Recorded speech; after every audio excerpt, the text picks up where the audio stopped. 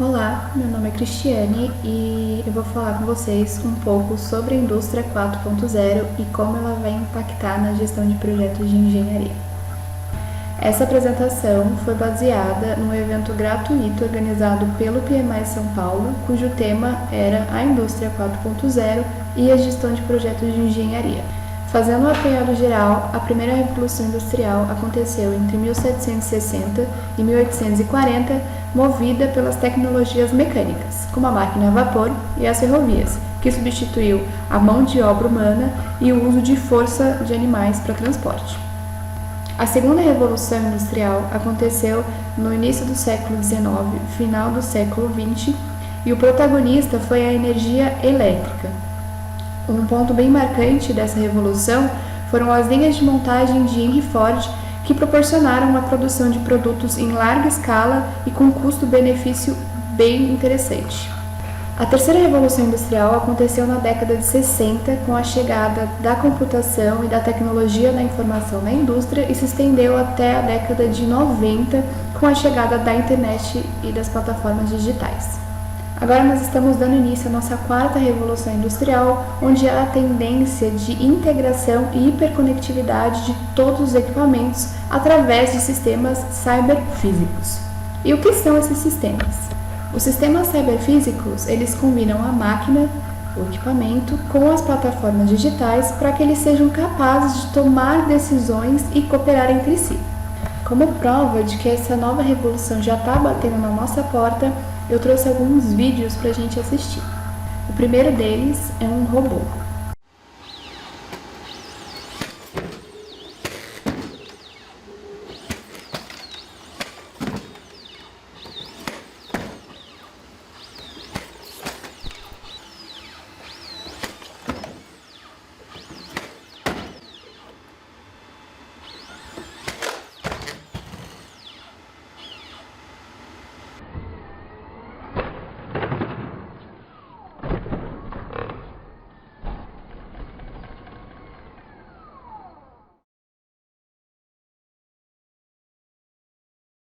Aqui a gente vai ver a construção de uma casa através da impressora 3D.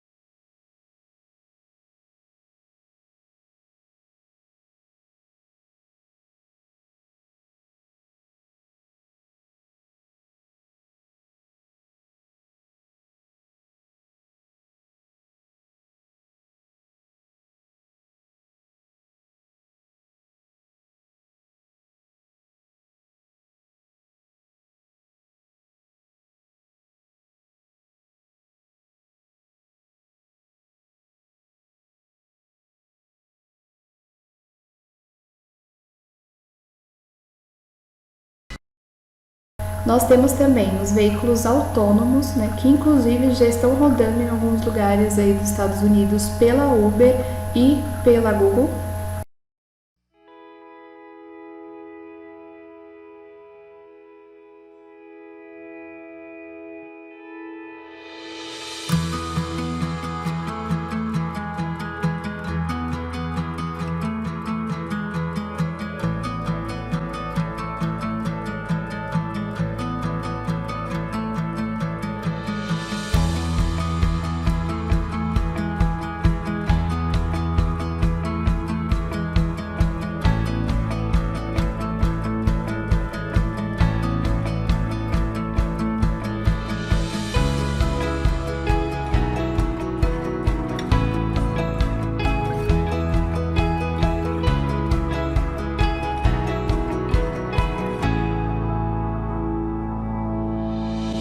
Na área de tecnologias de materiais, a gente tem um novo material que é o grafeno, que inclusive já é produzido aqui no Brasil por uma empresa ali na Paulista.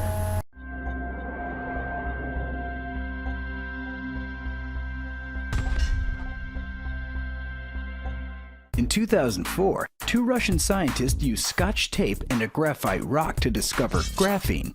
a layer of atoms arranged in a honeycomb structure.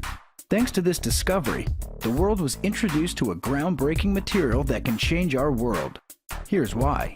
Graphene is the thinnest known material, only 1 atom thick.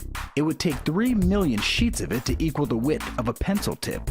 Despite being the lightest known material, it's also the strongest, harder than diamond, and 200 times stronger than steel. It can bend, is almost entirely transparent, conducts electricity and heat better than any other material, and allows nothing to pass through it except water. So how can the unique qualities of graphene help the world we live in? Imagine flexible cell phones, a TV thin as wallpaper that you could roll up and take with you, stronger but lighter aircraft that uses less fuel, standard-sized batteries that hold a longer charge, smaller computer chips leading to faster electronics. With its superconductivity, graphene could play a huge part in the future of solar power and in revolutionizing electric cars by enhancing their batteries, making them more efficient and eventually more affordable. Also, graphene is proven to be an anti-corrosion coating for metal that is transparent, thinner, and longer lasting than anything that currently exists. But its most important use may be in the future of clean drinking water. Graphene's ability to let nothing pass through it except water makes it the world's greatest filter. Graphene could cheaply and easily remove salt from seawater, potentially turning the oceans into a vast drinking supply for thirsty populations. With this wonder material getting so much attention from scientists and researchers worldwide, it may not be long before graphene-equipped products find their way into stores near you.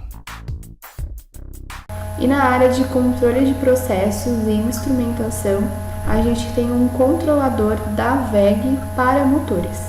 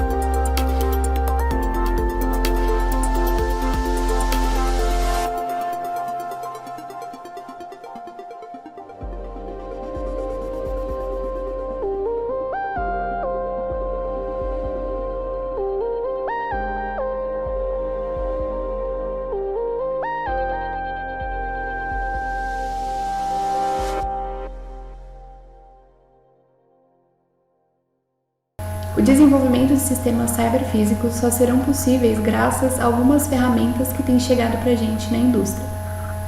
Uma delas é a computação em nuvem. Bom, se você utiliza um serviço online para enviar e-mail, assistir vídeos, compartilhar fotos, você provavelmente já utilizou o armazenamento em nuvem. E o que é isso? É o fornecimento de serviços computacionais, como armazenamento, acesso à base de dados e software via internet. E qual é a grande sacada da computação em nuvem? É que esse serviço ele é fornecido por demanda e você só paga aquilo que usar. Dessa forma, você não precisa mais prever qual memória você vai precisar no seu computador. Além disso, além de ter acesso à base de dados, armazenamento e tudo mais, você também pode compartilhar todas essas informações com milhões de pessoas. Outra ferramenta bem interessante é o blockchain. Esse é o cara em quem você confia quando você vai realizar uma transação financeira via internet. É realmente uma cadeia de blocos onde a sua ação, que é a ação que você realizou, é armazenada na forma de um código denominado código hash. Ele fornece segurança através da descentralização de informações. Para ficar mais claro, é mais ou menos assim. No primeiro bloco, está sendo armazenada na forma de um código hash uma ação que você realizou. O segundo bloco vai ser gerado um outro hash, só que esse hash ele depende tanto da nova ação, né, que você realiza, quanto do hash anterior referente à ação anterior. Outro ponto interessante é que esse código hash ele não é nada trivial. Eu trouxe um exemplo de como ele funciona. No caso aqui, se eu digitar, por exemplo, cima, ele vai me gerar um código. Se eu digitar cima engenharia, ele vai me gerar um código completamente diferente do código anterior. A gente tem também o Machine Learning e o Deep Learning, que são áreas da inteligência artificial. Eles têm por objetivo coletar dados, processar esses dados e gerar uma ação sobre isso. E qual é a diferença entre os dois? A diferença entre um e outro é que, enquanto o Machine Learning vai entender uma imagem, por exemplo, como um todo, o Deep Learning trabalha com sistemas neurais artificiais, que vão analisar cada característica daquela imagem separadamente. Por exemplo, se a gente tiver uma placa de pare na estrada, o Machine Learning vai enxergar aquela placa por completo. Caso haja neblina ou alguma outra coisa que impeça a visualização perfeita da placa, o Machine Learning não vai saber que aquilo é uma placa de pare e não vai poder tomar uma ação sobre isso. O Deep Learning, por mais que tenha um tempo nublado ou qualquer outra interferência, ele vai pegar aquela placa, segmentar em diversos pedacinhos e cada neurônio vai analisar uma característica daquela placa. O tamanho, o formato octagonal, a cor vermelha, os detalhes em branco e vai conseguir tomar uma decisão sobre aquilo.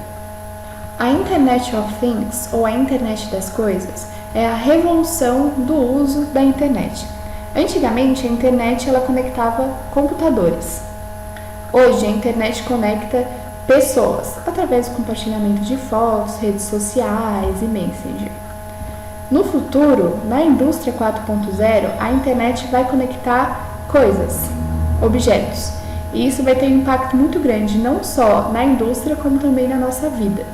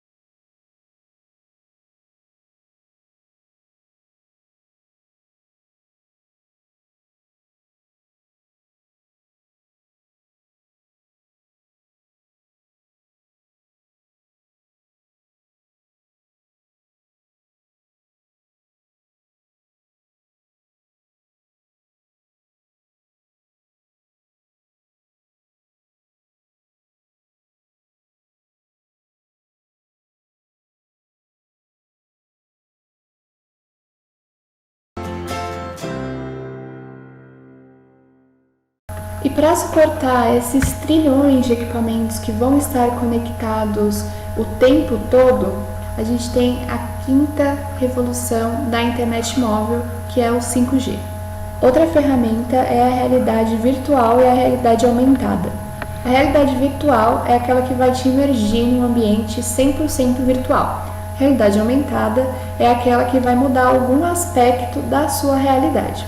Essas duas ferramentas serão bem interessantes na área médica, para estudo do corpo humano, e também na área de projetos para criação de protótipos de engenharia. E está chegando para a gente aí também a computação quântica, que é a aplicação dos princípios da mecânica quântica na computação. Isso possibilitará a criação de computadores menores e muito mais rápidos, uma vez que a mecânica quântica trabalha com partículas atômicas que possuem a velocidade da luz. Isso põe em dúvida a segurança da criptografia utilizada hoje.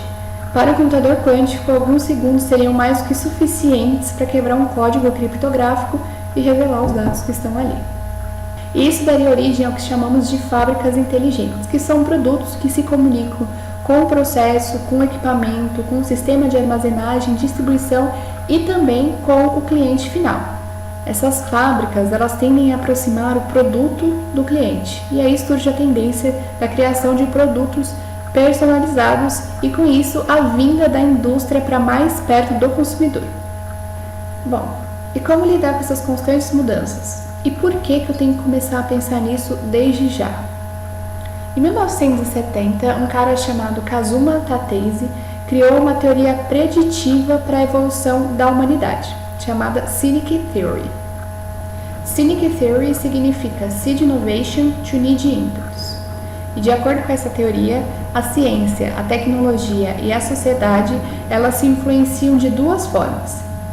A primeira delas seria a ciência, plantando uma semente na tecnologia que inova de certa forma a sociedade, e o segundo caminho seria a sociedade, que tem a necessidade de uma tecnologia que de certa forma impulsiona a ciência.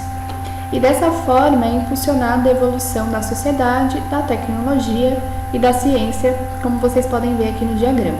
Em rosa a gente tem a evolução da sociedade, em roxo da tecnologia e em azul da ciência. Inicialmente, nós tínhamos uma sociedade primitiva que possuía uma religião primitiva. No primeiro sentido dessa teoria, a religião primitiva, ela gera tecnologias primitivas que dão origem a uma sociedade coletiva. No segundo sentido dessa teoria, a gente tem uma sociedade primitiva que precisa de novas tecnologias e isso impulsiona a ciência a uma ciência primária. Segundo essa teoria, nós estamos vivendo na sociedade da otimização. Anteriormente, a gente tem vindo aí de uma sociedade industrial, onde era valorizada a produtividade, a eficiência e os bens materiais. Nós estamos indo para uma sociedade autônoma, que é uma sociedade muito mais madura espiritualmente, né? Onde as pessoas elas são donas de si e o ser humano ele está em harmonia com os outros seres humanos, com o ambiente e também com as máquinas. E isso já era previsto pela teoria desde 1970. Essa fase que nós estamos vivendo agora é uma fase onde muitos valores antigos serão quebrados e novos valores surgirão. Entender a sociedade, os avanços tecnológicos e a ciência é um ponto muito importante para uma empresa que quer se manter no mercado. E como o gerenciamento de projetos de engenharia vai ser impactado por essas mudanças? Bom, nós temos dois tipos de gerenciamento, o gerenciamento de projeto e o gerenciamento de operações. O gerenciamento de projetos é aquele que tem data de início e fim pré-definida. O gerenciamento de operação não tem. A tendência é que com a chegada dessas novas tecnologias, haja diminuição do ciclo de vida de produtos, projetos e operações. Isso pode ser notado, por exemplo, pela frequência com que a gente tem trocado de aparelho celular hoje em relação ao passado. Então, a gente está saindo de uma condição estável, lenta, previsível, controlável, simples e segura, para uma condição em que todo mundo está tomando decisões ao mesmo tempo, numa velocidade muito rápida, o que torna o ambiente estável, dinâmico e imprevisível. Isso torna muito importante a existência de uma gestão que se molde a essa nova era e saiba aproveitar de todas as tecnologias a favor da empresa. É preciso enxergar que se antigamente nós tínhamos um funcionário que funcionava como uma peça de uma engrenagem, Ou seja, se ele entendia muito bem aquilo que ele fazia, por mais que ele não tivesse conhecimento do processo como um todo, ele era valorizado. Daqui para frente, isso não vai existir mais, né? A gente tem um funcionário que ele é dono de si, ele é crítico, ele é interativo, ele sabe se adaptar ao ambiente de trabalho e ele conhece o processo como um todo. A gente está saindo de um modelo de trabalho independente para uma situação de interdependência, onde as pessoas elas se ajudam, elas cooperam entre si e a empresa funciona como um sistema, não como uma máquina. E nesse cenário que muda constantemente, os novos desafios não poderão ser solucionados com antigas respostas. Hoje, o ambiente de negócios é caracterizado por mercados voláteis, pela necessidade individual de cada cliente que precisa encurtar prazos de entrega e ciclo de vida de produtos. Por isso, serão necessárias mudanças na forma de como a empresa faz a gestão de seus dados. E é aí que está o grande desafio. A empresa precisa estar comprometida a implantar essa nova cultura digital. Nessa nova situação, o carro-chefe de qualquer negócio vai ser a análise de dados. Por isso, a exigência de profissionais que tenham formação multidisciplinar, que sejam críticos e sejam capazes de tomar decisões. Assim, o gestor 4.0 é aquele que busca inovações e está sempre atento às formas de adquirir know-how em várias áreas, desde tecnologia da informação até recursos humanos. Um bom gestor de projeto dessa nova realidade, ele deve entender e antecipar as flutuações do mercado, utilizando todas as ferramentas disponíveis para conseguir reduzir custos, aumentar a produtividade e diminuir o ciclo de vida de produtos, projetos e operações.